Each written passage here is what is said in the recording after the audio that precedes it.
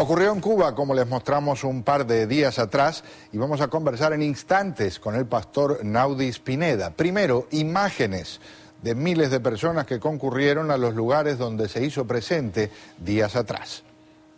Muchos enfermos fueron sanados al pasar la sombra. Algo interesante fue que la gente esperaba que el pastor Naudi pasara para tocarlo y recibir su milagro de sanidad. Muchos quedaron sanos. A Dios sea la gloria. Como en los tiempos de Cristo, porque había sanado a muchos de manera que por tocarle, cuantos tenían plagas caían sobre él. Marcos 3:10. Cientos asistieron a las campañas, más inconversos que cristianos. Hubo un rompimiento de algo nunca visto por los pastores de esas ciudades. Es el principio de una bendición que se aproxima sobre Cuba. Es una tierra de oportunidades para sembrar en el reino de Dios. Los campos están blancos para la siega. Es un pueblo hambriento de la palabra y sediento de lo sobrenatural de Dios. Dos gigantes tuvimos que vencer: el transporte y lo financiero. Dios nos proveyó. Se recogieron ofrendas nunca vistas para cubrir los gastos. El que siembra recoge. Dios nos dio la victoria. 420 almas aceptaron al Señor y cientos de enfermos sanados, y las iglesias fueron edificadas en la fe. Volveremos. Cuba para Cristo. Ayúdanos con tu aporte en oración y ayuno y con tu valiosa ofrenda. Dios recompensará abundantemente. Le agradezco al pastor Naudis Pineda que nos acompaña aquí. Bienvenido, muy buenas noches. Gracias, un placer estar aquí con ustedes. ¿Qué representó para usted esta visita a Cuba? Bueno, para mí representó un rompimiento de muchos años atrás que orábamos para que Dios permitiera, por lo menos en mi caso, llevarme a Cuba a predicar la palabra del Señor. Y entonces eso significó un rompimiento de algo que se avecina bien grande para Cuba. ¿Por qué quería ir a Cuba en particular?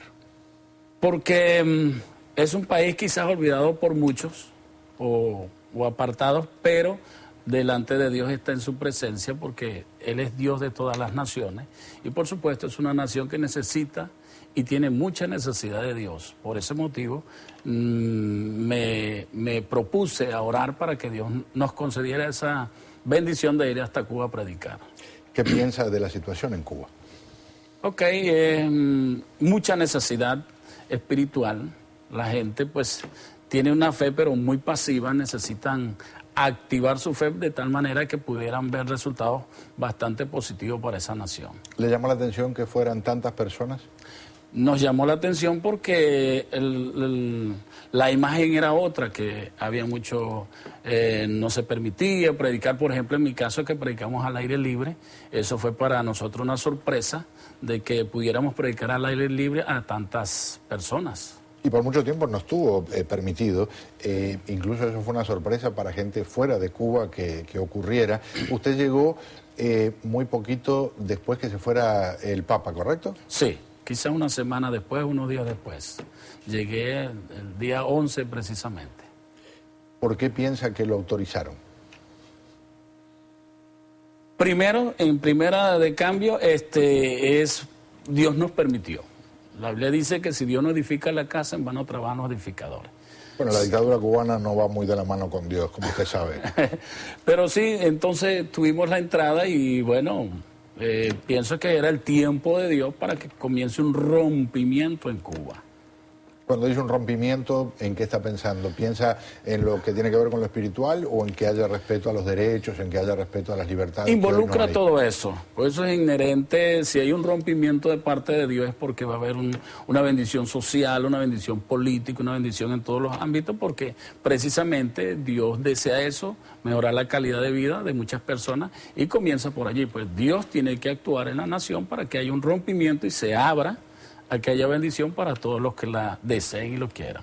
Compartamos con nuestros televidentes algo de lo que ocurrió allí en Cuba con la presencia del pastor Pineda. Su iglesia, la iglesia a la que pertenece se llama Luz del Mundo. Luz del Mundo, Luz del Mundo de y Venezuela. el ministerio es de la unción fresca. Unción fresca. Veamos.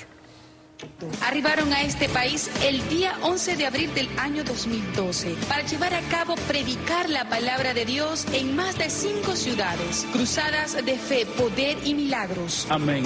Pero tiene ahora pulmonía. ¿Sí? O sea, él sufre más de la área de los pulmones.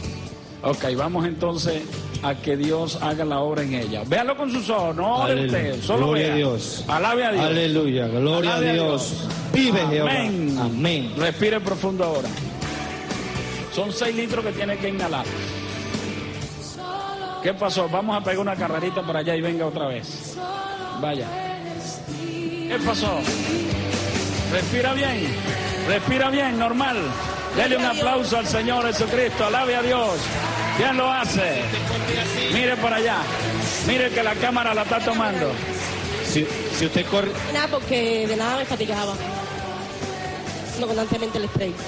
Gloria a Dios. Ahora camine para allá. Rápido. Vuelva otra vez. Ah, no, ahora está para modelar. Un aplauso. Gloria a Dios. ¿Quién lo hace? Me encanta que tenga la oportunidad de llevar la palabra de Dios a Cuba, un lugar donde se necesita tanto. Me preocupa lo que tiene que ver con estas presuntas sanaciones. Si una persona tiene pulmonía, no hay una prueba científica que establezca que con pasarle un brazo frente al cuerpo, por más que se crea en Dios, la pulmonía se cura instantáneamente. Tú sabes que si ella dijo que tenía pulmonía porque tenía síntomas. Y a través de los síntomas vemos si está curada o no está curada. Ahora, para la ciencia eso no es factible, ni para la lógica tampoco. Estamos hablando de un mundo de milagros, estamos hablando de lo sobrenatural, estamos hablando de milagros. Los milagros es la intervención de Dios donde el hombre ya no puede hacer nada. Entonces, ella tenía esos síntomas de la pulmonía y por supuesto, cuando pasamos la sombra, es más, eso desde los tiempos de la Biblia, del apóstol San Pedro, eso no se veía. Yo, por ejemplo, tengo 36 años en el Evangelio y no había visto eso. Ahora lo estamos viendo, empezó, no sé si conmigo en este siglo XXI, pero está empezando. Eso vendrán muchos detrás que podrán aplicar eso de acuerdo a su fe, porque eso es cuestión de fe. No es una cuestión de lógica, sino de fe. Veamos, otro capítulo, lo compartimos el otro día, le adelanto, soy muy escéptico y vamos a verlo juntos para que me cuente qué piensa de lo que diremos después de este video, hablando específicamente de una dama que dice tenía cáncer en el cuello del útero. Se calcularon de 1.500 a 2.000 personas en la clausura en la ciudad de Bayamo. Sucedieron milagros diversos, cánceres sanados. Ahora tiene el dolor. No tiene dolor ahora. No tiene dolor ahora. Desapareció el dolor. ¿Cómo podemos saber? Usted puede moverse, haga algo. Ella dice que tenía cáncer en el útero. Y está caminando, mire, suelta. Yo cuando la trajeron todo mal. ¿Qué pasó? Mire. Gloria a Dios. Cáncer en el útero. Se le fue toda la molestia. Ella es su familiar y me dice que ella no podía caminar así sola. Mire, está caminando. El Señor lo hizo. Se fue el cáncer en el útero. ¡Cristo vive! Soy libre. ¡Aleluya! Mira cómo está la familia llorando. ¡Aleluya! Se fue ese maldito cáncer. Con la mano en el corazón. ¿Usted cree que si esa persona tenía cáncer en el útero, se le fue porque usted pasó su mano